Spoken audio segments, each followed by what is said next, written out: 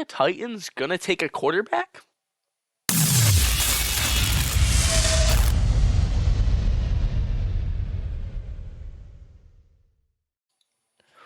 So, yeah, today we are going to be getting into our second mock draft of the mock draft season. The draft is slowly approaching, so I'm going to try to upload these weekly, as a lot of things can kind of shake up leading up to the draft, as the Senior Bowl was just completed this past week, and a lot of guys went up in the rankings. Some guys shot down, notably at the quarterback position. Jackson Dart had himself a pretty good day. Jalen Milroe, not as much, so it'll be interesting to see how that kind of pans out.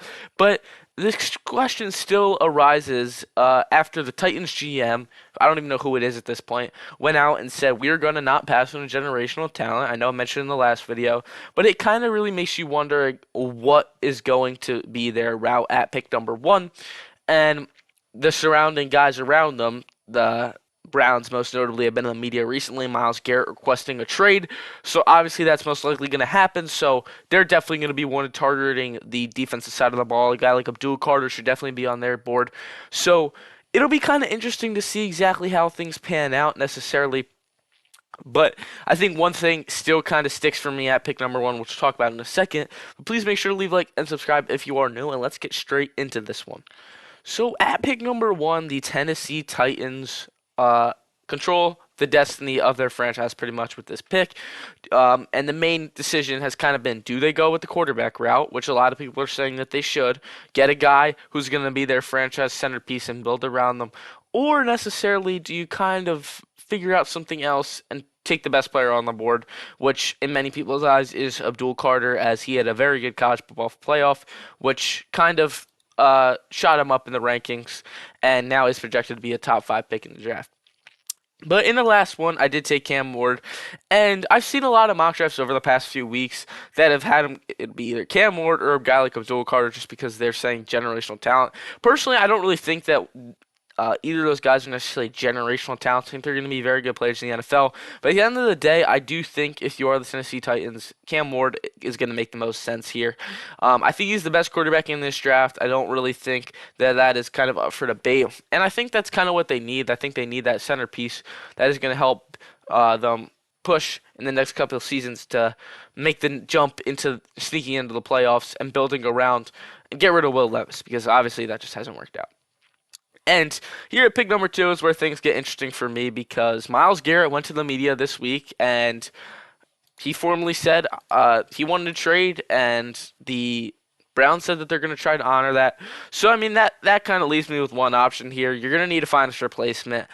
Jim Schwartz is going to try to have to develop an edge rusher or a defensive tackle. Guy like Mason Graham, I think it's kind of between either of these guys. But if Myles Garrett's getting traded, that's a big hole you got to fill. And Abdul Carter, I think, is going to be the next step there. And it just makes the most sense for this team. Going forward, you'll have a guy that is going to be able to learn from the coaches that kind of developed Myles Garrett, and Abdul Carter is going to get put in a pretty good situation, as he should be a day 1 starter come next season. Now we do have an interesting situation here at pick 3. In my last mock draft, I had 2 quarterbacks going off the board, and it seems like the Browns have shied away from taking a quarterback as of late. So if you're a Giants fan, you probably have to be pretty happy, as that means that they're most likely going to draft a quarterback here. And at the quarterback position, I think that there's kind of 2 guys in mind here. And a lot of people would say, Shedeur is obviously the clear pick. But I think Jackson Dart is rising in the rankings severely. And I honestly think he could be a first-round talent depending on the situation. But in this case, I think Shedeur Sanders will probably be the pick. I think it makes the most sense for them. And I think that the Giants can kind of restart their franchise. They restarted it, then they got to the playoffs, then they restarted it again. I don't really know. It's kind of weird. I personally think they should have fired Brian Daboll and Joe Schoen, but I think that in their mind they think that they have experience to coach and that they just need to get the young pieces around to kind of push that team to go forward. And I think that that's going to be a really good pick for them. I would say an alternative, if they weren't able to figure that out, would probably be a guy like Travis Hunter, just because I think he'd be the next best player available, and he'd be a very good defensive centerpiece. Or if they want to put him at a receiver, they'll have to figure that one out. But that brings us to the Patriots pick, and I also don't really think that this is kind of up for debate. I think that regardless of how the top five pans out. I think all four of these guys that I'm about to take off the board are definitely going to go, and Travis Hunter is going to go to the Patriots. I think it kind of fits perfectly. I think that Drake May, whether they facilitate him as a wide receiver, but I'm almost sure he would be at corner. But I think Drake May on the offensive side of the ball is going to be able to be controlled through free agency in the later rounds of the draft. But the defensive side of the ball, him and Christian Gonzalez could be a very scary duo in the secondary, which will really help the passing defense, and teams will not be dropping a lot of points on them. I think if they can figure out the front and the linebackers, things will be looking pretty good for the Patriots defensively because you have two very young studs at the cornerback position that are going to be great for this team for years to come. And I honestly don't think that I think he's the best player on the board for them if things go as follows. And at pick number 5 with the Jaguars, another thing where it's kind of hard to exactly figure out what will end up happening. But I think Mason Graham kind of makes the most sense for them. I think they have a decent defense, and it kind of just adds more pressure and adds more young. Him and Trayvon Walker will be on the line together, and I think that he's a very good player. And I think he kind of fits that team the best. They just fired Doug Peterson. Liam Cohn is a good offensive side of the ball guy. So you definitely want to buff up the D because he knows what he's doing offensively. And that brings us into pick 6 with the Raiders. And I mean, the Raiders are honestly just a shit show, and they have been the entire season. Don't really have a quarterback. Don't really have any wide receiver playmakers either. Don't really have a running back. Don't really have that good of a defense aside from like Max Crosby and a few younger guys. The team is just pretty awful. Honestly, I think this calls for a Madden rebuild at some point because, dude, they're pretty bad. But I think one thing that's going to be able to kind of maintain them and at least somewhat spark the offense is probably going to be at the wide receiver position, just because I don't think Jalen Milroe is going to be the guy here as much as I thought he would be. And I don't know if this might be a little too high from Jackson Dart. I know I've been talking about him a lot. But I think that this is kind of the place where you either get a running back in Ashton Jeanty, who is obviously the best running back in this draft, or, which I personally think that the route they should take is get Tetairoa McMillan, which I've seen the Raiders been linked to him in a lot of mock drafts, but he's obviously an insane playmaker. I know he started off the year very well, didn't really finish it too well due to a few injuries and stuff. But overall, dude, this guy in the last 2 years made a name for himself, and I really just think that he's the best receiver in this draft by far, and I think he's going to provide the spark that the Raiders really need because there's a lot of things that they need, and I think a second round QB will probably make the most sense. Hopefully, preferably one of those two. I think this the first round for QBs is not going to be as heavy as a lot of people think it's going to be, but I do think that Tetairoa makes the most sense for this team, and he's going to be able to develop pretty fast if the ball goes to him, and the Raiders will have their spark, and hopefully him and Jacoby Myers will be two decent. The receiving core will be pretty good, especially with the Brock Bowers as well. And at pick number 7, that brings us to the New York Jets. The Jets are also kind of a shit show for me because I don't really know what's going on with them necessarily when it comes to the offensive side of the ball. Defensive side of the ball is also a little shaky. I know they have Sauce Gardner, but he hasn't really performed too well. And I think this is kind of going to be a similar situation to the pairing two very young corners, and that's why I'm going to take Will Johnson here. I think Will Johnson is a tremendous corner. I think if Michigan was a little bit better this year, I think a lot of people would be talking a lot more about him. But obviously, he's still a very highly praised prospect, and he's had a very good college. I think he had like 5 interceptions last year, which was pretty good. And I do think he's going to be a very good if the Jets can finally facilitate Sauce Gardner and Will Johnson. Sauce Gardner looked a little shaky this year. Hopefully, Will Johnson can provide some more support in that corner room. But I think that this kind of makes the most sense for them if they're not going to take, an offensive side of the route. And at pick number 8, we have the Carolina Panthers here. The Panthers, I do think they definitely need a target defense. You can see that their needs are on the board. Malachi Starks, decent safety, but a lot of people are saying he's going to go further down. I think that this guy definitely should be a guy that they look at when they end up making their final decision. But I think that there's kind of one guy that I think would fit their team the most and help them the most, and that's Micah Williams out of Georgia. I think he's a very good edge rusher. If you've watched some film off of him, he's very quick around the tackle. He's good to get inside and get to the QB fast, and I think he'll be the edge rusher that they've kind of been needing. Brian Burns left, so I think that this will be very good. Will be very helpful for the defense going forward, and hopefully that will start the revitalization of the defense because I think the offensive side of the ball will be okay for a few years, but they definitely need to target some type of secondary help in free agency if they don't go ahead and take that in the draft. Which brings us right into pick number 9 with the New Orleans Saints. And the Saints, a lot of rumors that they could definitely take Ashton Jeanty, which I very much see because Alvin Kamara is little shaky, not really know what's going to happen with him going forward. He had a pretty good season this year, matter of fact, but it'll be interesting to kind of see what route they go there. Could they take an edge rusher? Nick Scourton and James Pierce are both here on the board. I don't really know. I feel like it's kind of hard in this situation to figure out exactly what they need. But I think that the pick that is going to make the most sense for them here is going to be Ashton Jeanty. I think Jeanty is going to go a lot higher than people end up thinking, which is going to be surprising to a lot of people. But dude, this guy skyrocketed a lot this year, and he's got like whatever team he goes to. I'm gonna just say this: whatever team he goes to, he should have an 1,000-yard rushing season, and he's still gonna put up insane numbers. I know in the college, the whole talk about him was he's in a shitty conference. He's not gonna play well. Not going to play well in the NFL. Put him against a good rushing defense, and he's screwed. Look, Penn State game kind of further supported that, but at the end of the day, the Saints really need him. They need a playmaker. They dealt with tons of injuries this past year. They have had many coordinator and head coaching changes, but I think that they'll just get a guy that they can run the ball to, and that will make the most sense for them here, and that's Ashton Jeanty. At pick number 10, I had the Bears taking edge rusher in my last mock draft. But looking at it, I think that Will Campbell has to be the pick here just because, one, Caleb Williams obviously needs O-line protection. He really needs the help. And I think if he had help this year, the season wouldn't have looked nearly as bad. I mean, they started off the season pretty well. Then shit just went downhill from there. And I think Will Campbell is the best tackle in this draft. After watching some film this past week, I realized that he's definitely a little bit better than Kelvin Banks Jr., and he's a very big guy, and I think that will provide Caleb Williams with some very good protection, and he'll be able to facilitate in the passing game more, and he's not going to be able to have to throw the ball off.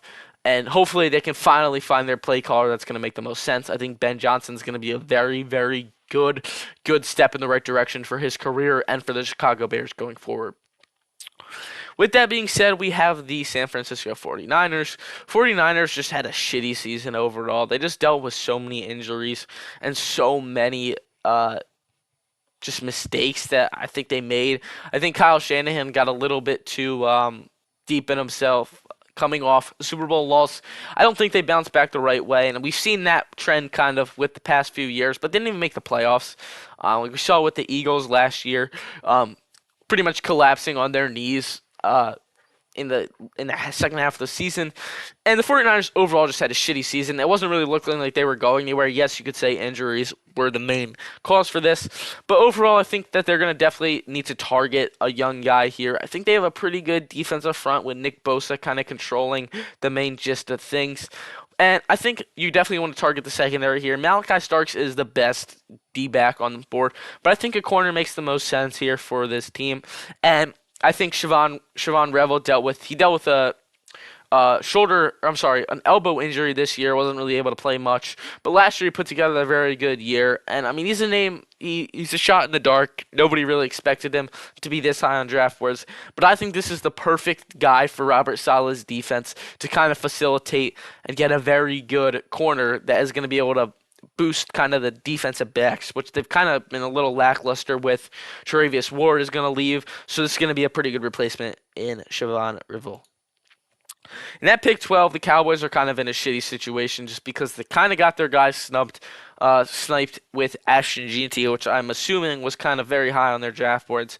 And I think that was kind of the case for a lot of guys, or for a lot of teams in this draft. But here, I kind of think you really want to get what is going to be the most helpful for you going down the line. And personally, I think Jalen Walker is a very good prospect out of Georgia.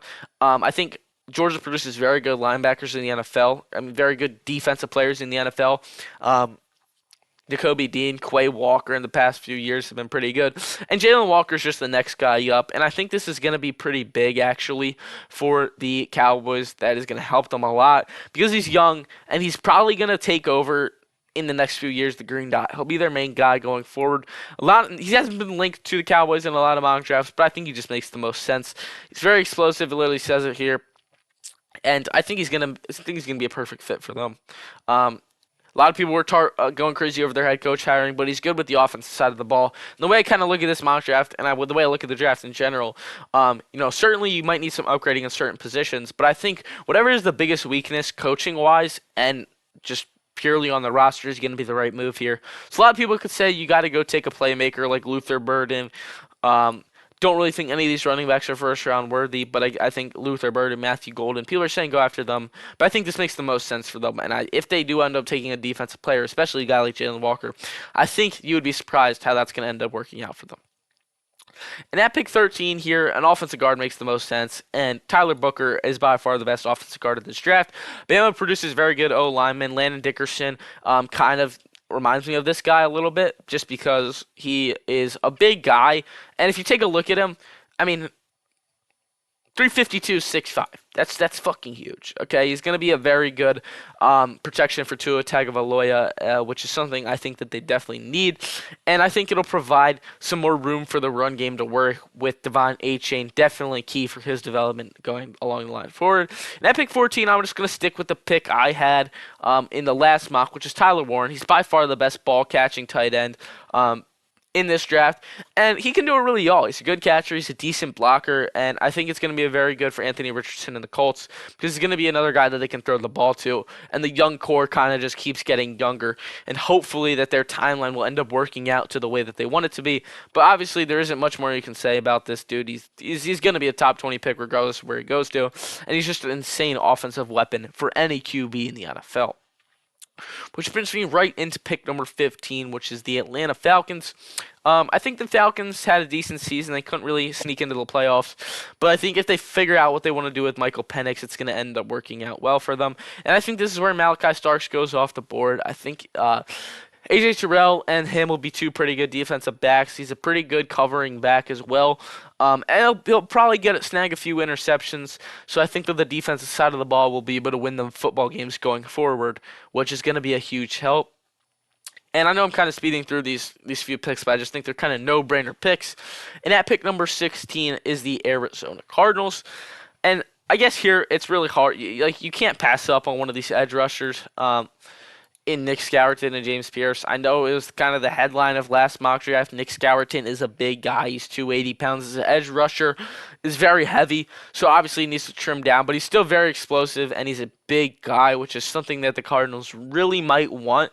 And Jonathan Gannon, defensive-minded head coach, so I think it'll be interesting to see where they go, and I think Nick Skouerton's going to end up being their pick. I think definitely you need somebody on the defensive line, and an edge rusher is probably going to want to be their top priority. At pick number 17 here, we have the Bengals. Bengals had a really rough start to the season, and it was due to their awful, and I mean awful defense. So if they really don't target the defense here, I'm not exactly sure what they're necessarily thinking. And the corner, defense tackle are probably their main needs. Benjamin Morrison, I don't really know if he's necessarily the first round talent here for them, which I don't really think is going to end up working out. And I think Derek Harmon also, 2024, 8 tackles for loss and 4 sacks, 2 forced fumbles. Very, very good for them. And I think they kind of need a guy that's going to be able to rush the ball, kind of get the defensive moving, and teams hopefully won't be able to drop as many points on them. So I think that's going to make the most sense here at pick 17. They kind of said F the defense in the last few years, but I think, especially in free agency, you got to sign some vet players for some cheap. Kind of let them teach the younger guys on this team. Guys like Derek Harmon should definitely learn if they can facilitate. And Trey Hendrickson also is a decent edge rusher, so I don't really think I don't really think James Pierce is necessary here. But James Pierce is necessary here at pick number 18 for the Seattle Seahawks. He's the best edge rusher left on the board for them, and I think that's going to help a lot with the defense. Kind of interested to see how things end up panning out for this team this year. Geno Smith had a very good year once again. Maybe I won't say very good year, but he had a pretty good year once again. And I don't really think that the offensive side of the ball is the issue here. I think one of it is just coaching. Dude, that Bears game last year was a shit show. And then I think another of it is the defensive side of the ball, which James Pierce is going to help out a lot with. And at pick number 19 here, again, by the way, there's only been one receiver off the board, which is Tedero McMillan. And a lot of people are saying that the Buccaneers could get a guy just because Mike Evans is old, Chris Godwin's a little uncertain. But I'm going to stick with the pick I had in the last mock draft in Jahad Campbell. I know Jahad Campbell kind of fell a little bit, but dude, he's a very good linebacker. He's very versatile defensively, and he's going to be able to make good tackles, but he could also have a few sacks, which I wouldn't be surprised. And I think this is going to be very good for Todd Bowles and the Vikings because Levante David is very old. They lost Devin White. The linebacking core is kind of weak. The secondary is decent enough where you don't really need a target there. So I think this is kind of the perfect place to figure out what you want to do defensively and if you want to get your guy here at pick number 19.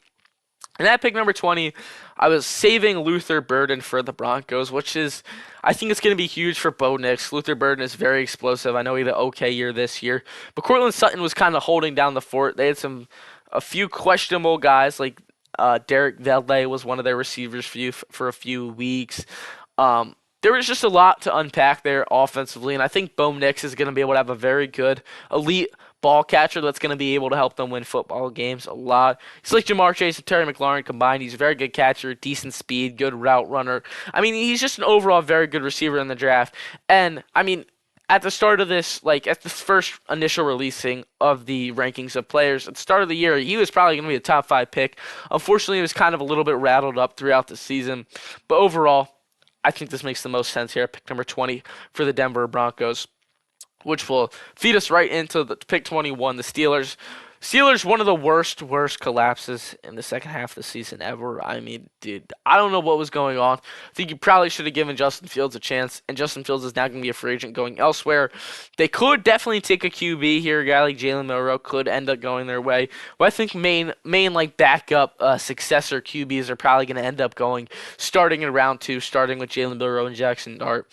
So I think that's not really what they're going to go for here, and they're definitely in need of offensive help. And I think Kelvin Banks Jr. is the best offensive tackle on the board here, and he's a very good prospect regardless. Played pretty good in the college football playoff, and he's going to be good protection for whoever their QB may be. Not sure if it's going to be Russell Wilson. That's a little uncertain going forward, but I think he makes the most sense for this team as going to be a severe help, which will feed us right into pick number 22 with the Chargers. Sorry, I completely forgot their name for a second. But the Chargers, a lot of people are saying it's going to be a Michigan guy. A guy like Colston Loveland, maybe Kenneth Grant will provide some defensive tackle help for them, which I think is going to make the most sense here if they're going to take. I know there's a few, Tyler Williams, Walter Nolan, but I mean, dude, Jim Harbaugh coached this dude last year. He knows what he's like. He's a fucking beast. 342 pounds, 6'3". He's very big, and he's gonna help with the run defense for the Chargers a lot. Him and Joey Bosa should be very good and rack up a lot of tackle for losses. So I think it kind of fits the whole storyline of this team, and Jim Harbaugh knows what he's expecting out of him.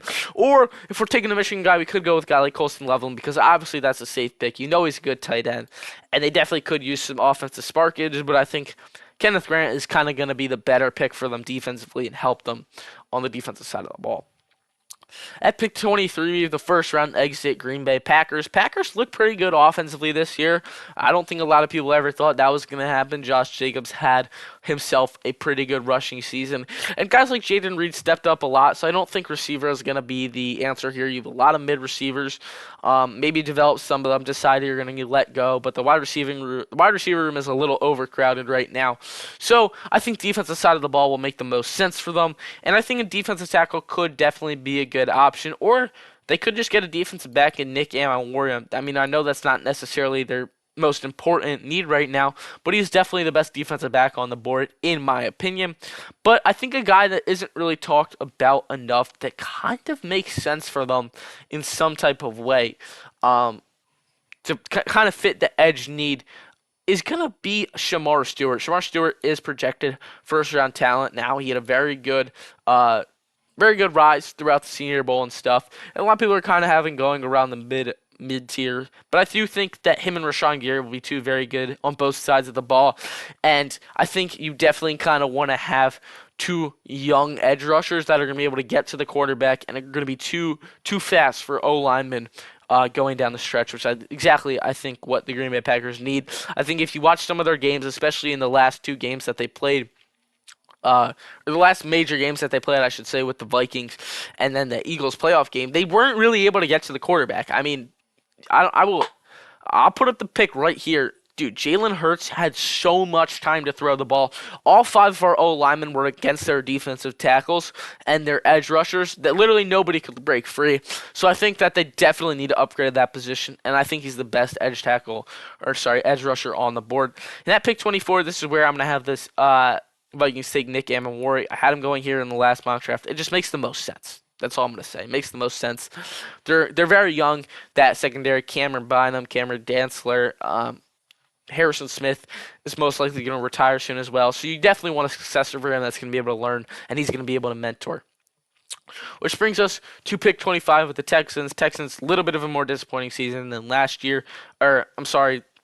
This year than last year.